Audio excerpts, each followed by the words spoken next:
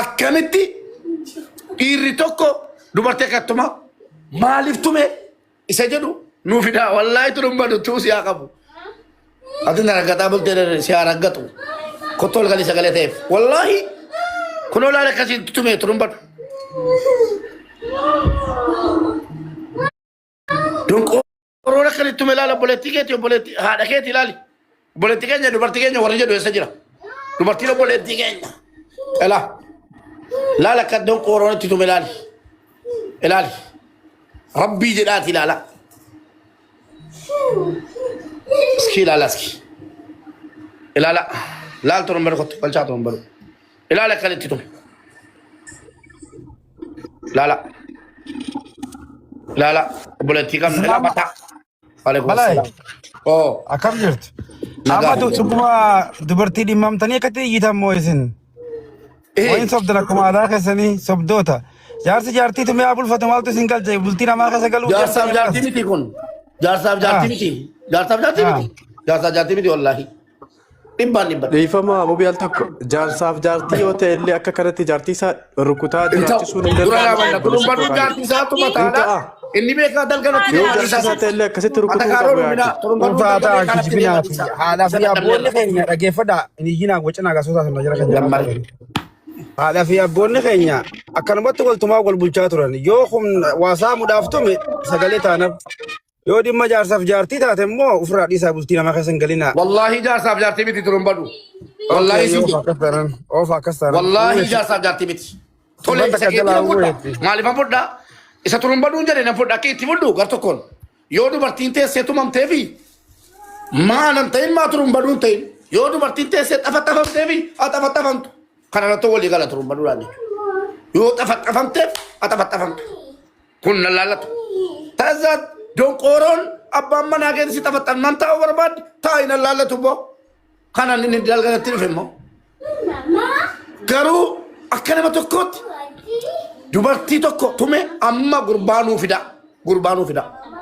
foto san fida kono dila saudi arabia riyad እስኪ ለሙቲናት ኑቲ ለሷ ሼራ ልጅቷን ማየት ለሚፈልጉና መጠየቅ ለሚፈልጉ ፕሊዝ ለልጅቷ ማሲብ ልጅቷ ለከራጉ ስሟ ኑቲ ናት።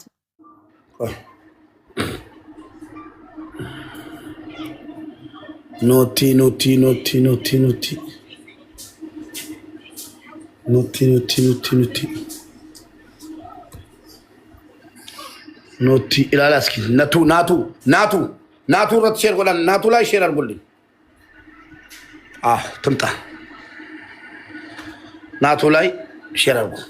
ፈተህ ለናቱ Kero. Foto mucha kaadot mojolle mucha fide no jolle mucha bekan.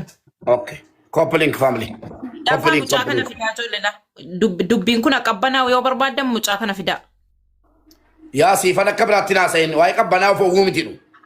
Way qabbana fo guma fa sorta sifan ma michirta dubbi. Bakka dubarti tumamte. Dubarti kana sagale tanan. Kanum.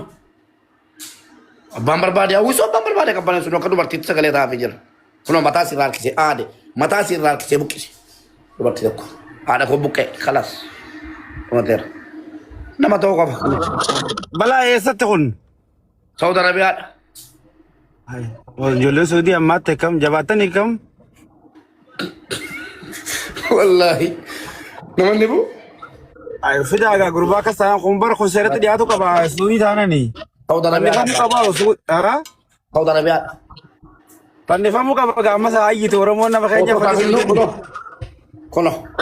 Maka background kan kau iskin syukur na rapat. Background ka da background okay. Thank you. Koi si bangun disa koi turun badu sadis. Isadis. Koi turun badu. Kolot. Nama gal chuka ba koi. Dobi. Kotol gal sagale he. Okay. Ela kono.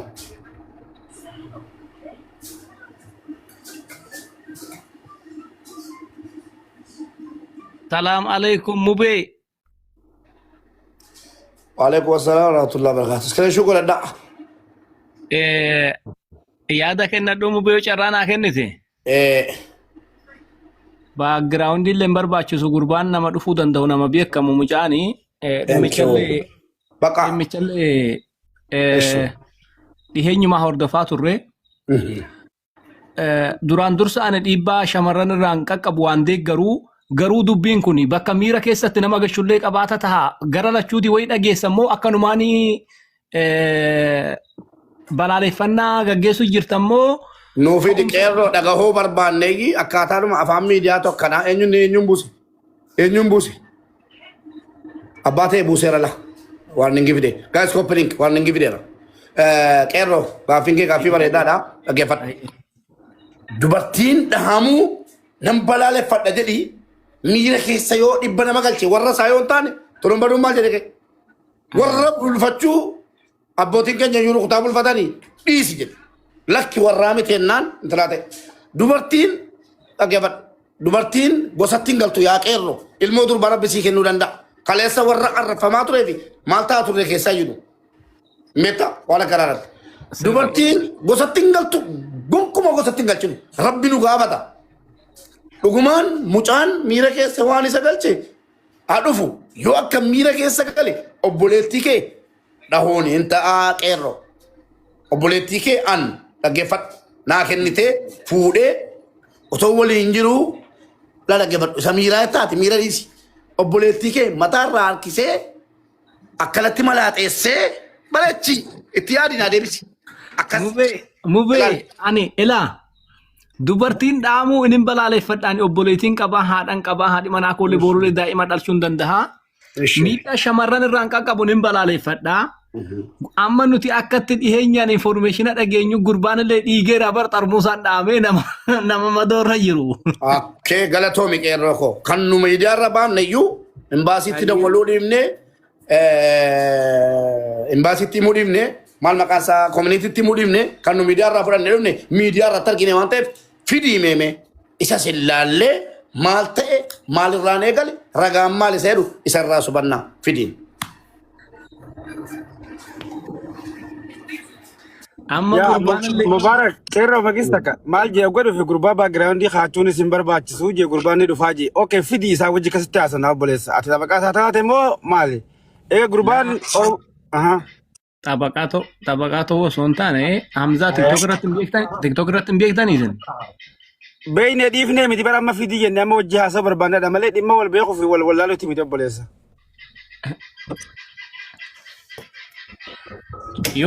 Mubee mucattiin moo laayivii jirti nama waliin laayivii jirti mana namaa jirti. Yoo fidduu osoo anan taane himataa አንዴ ከቅርታ ጋር ማለት ነው አንዴ ከቅርታ ጋር ልጁ ይመጣል እያለ ነው ቄሮ ስለዛ እስከሚያመጣልን እህታችን በጠርሙስ ተመቷል እሱም ምናምን እንግዲህ እሷ ተነስታ በጠርሙስ መታችን የሚለው ሊቀርብ ስለሆነ አንዴ ከቅርታ ጋር መታ የደረሰባትን ብቻ ተናግራ ትሂድ። እኔ መታ አጀንዳ እንድታሞቅ ቤት እንድታሞቅልኝ አልፈልግም። የአጀንዳ ሰው አይደለሁም።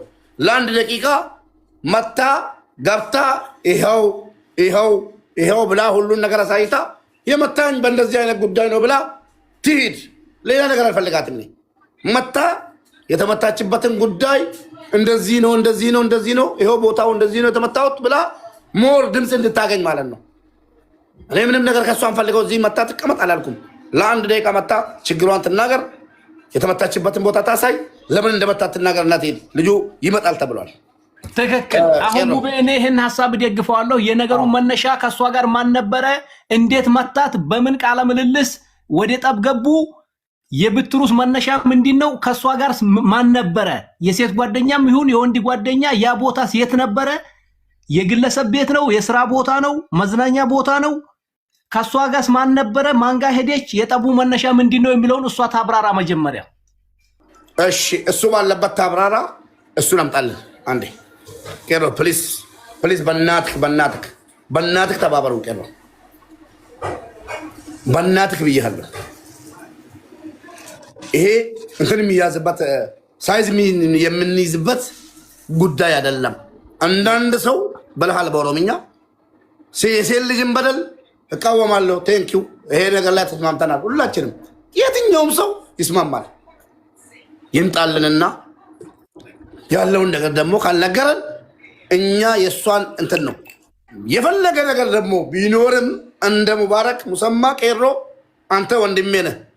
ነገ የማደርገውን ነገር አንተም ታወግዛለህ።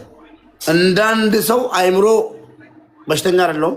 ምስቱ ብትሆን ራሱ እንደዚህ የመቀጥቀጥ መብት ማንም ሊሰጠው አይገባም። አልሰጥም። በእኔ በኩል ቀሮ ይቅርታ አድርግልኝ። አምጣው። አሁን ደግሞ እስኪ እናወራለን። መጨረሻውን እናያለን። እሱን አብረን እንፈልጋለን። አሁን የከሳሽ የተጎጂን አቤቱታ እንስማ። ሙቤ እሺ። አዎ የሷን አቤቱታ በእናታችሁ ልጅቷን አምጡልኝ። ልጅቷን ሂዱና ያለችበት ቦታ ላይ ናታሉ። ለአንድ ደቂቃ መጣ ቄሮ ያቀዋል። ያን ሰው ያመጣልናል። አቤቱታዋን የተመታችበትን ቦታ ታሳይ። ማየት ማመን ነው። ታሳይና ከዛ በኋላ ያለውን ነገር እናያለን። ከተፈታልን በሰላም መንገድ ደግሞም ድምፅ ብትሆኑት አንድ ነገር ማስተላለፍ ፈልጋለሁ። ይቅርታ አድርጉልኝ። እዚህ ጋር ኢትዮጵያውያን እንደኔ ኢትዮጵያዊ የሆናችሁ ማለት ነው አንድ መልዕክት አስተላልፋለሁ። ከተሳሳትኩ ተሳስተሃል በሉኝ። አንዱን ነገር ማነው ሚውት አድርጉ። አንዱ ነገር ማስተላልፈው አንዳንድ ልጆች ፕሊስ አለ አይደል፣ እኔ ነገሩ እንዲበላሽ አልፈልግም። ኤምባሲ ላይ ትንሽ እንትን እያሉ ስለሆነ ኤምባሲ ላይረዳን ይችላል። ስለዛ የዚች ልጅ ጉዳይ ብቻ መቃወም እንጂ ሌላ ነገር ባነካካ ከቅርታ ጋር ሌላ ነገር አነካካ። እቺ ልጅ ድምፅ በደንብ እንድታገኝ ሞር ኤምባሲንም ልንጠይቀው እንድንችል በቃ ኤምባሲ ላይ ጫና ማድረግ መቃወም አላል። አንዳንድ ነገሮችን ትተን ቀጥታ ኤምባሲን አሁን እኔ ዳይሬክት ታገኛለሁ፣ ግን ነገሩን ሚዲያ ላይ ስለወጣ ሚዲያ ላይ ላውራ ብዬ ነው እንጂ ኤምባሲዎችን ላገኛቸው እችላለሁ። ስለዛ ትንሽ ደግሞ እየሰደቡን የሚለው ነገር ሊነሳብን ስለሚችል ማንኛውም አካል ደግሞ እየተሰደበ እሺ ይልሻል እንጂ አይሰራልሽም። የዚች ልጅ ጉዳይ የትኛውም ኢትዮጵያዊ ጉዳይ ስለሆነ የትኛውም እናት ያለው እህት ያለው ምስት ያለው ጉዳይ ስለሆነ ትንሽ ወደ ሌላ ነገር ባንገፋው በእናታችሁ ብዬ ነው የምናገረው። ለምን በፍጹም እኔ በዚች ልጅ ላይ ሌላ ነገር ላይ እንዲደባለቅባት አልፈለግም ብዬ ነው። እኔ እንግዲህ የሚያዋጣችሁን ነገር እናንተ ነው የምታውቁት። እኔ እንደኔ እንደምዋለቅ እች ልጅ ፍትህ ማግኘት አለባት። 100% ፍትህ ማግኘት። ያው እዚህ ጋር ዶቢ አሜሪካ ነው ያለችው፣ ቄሮ ሳውዲ አረቢያ ነው፣ የመን ነው ያለው፣ ትሩምበዶ አሜሪካ ነው፣ ሲፈን ጀርመን ናት። የትኛውም ሰው ይቃወማል። ስንቃወም አንድነታችንን ይዞ ፖለቲካ አንገናኝም። እዚህ ጋር አንተ የፋኖ ደጋፊ፣ እኔ የአባው ደጋፊ፣ እዚህ ዶክተር አብይ ደጋፊ፣ እዛ ጋር ሌላው፣ እሱ መብትህ ነው። ብሔር እዚህ ጋር አማራ ነው፣ እዚህ ጋር ኦሮሞ ነው፣ እዚህ ጋር ትግሬ ነው፣ መብትህ ነው። አላህ ነው የፈጠረ እንደዛ። ግን እንዳንድ አገር ሰው አይደለም አገር ኤርትራ ቢሆን ራሱ እንዳንድ ጎረቤት ሰው ብለን ነው የምናወራው። እንዳንድ አገር ሰው አንድ ኢትዮጵያን ሀገራችን ኢትዮጵያዊ ነን ሁላችንም፣ ወደንም ጠላንም ማለት ነው። እንዳንድ አገር ሰው ይሄ ሼም ነው። ናይጄሪያዎች ቢያዩ ያለቅሳሉ፣ ይስቁብናልም ይታዘቡናልም ማለት ነው። እንደዛ ብናስበው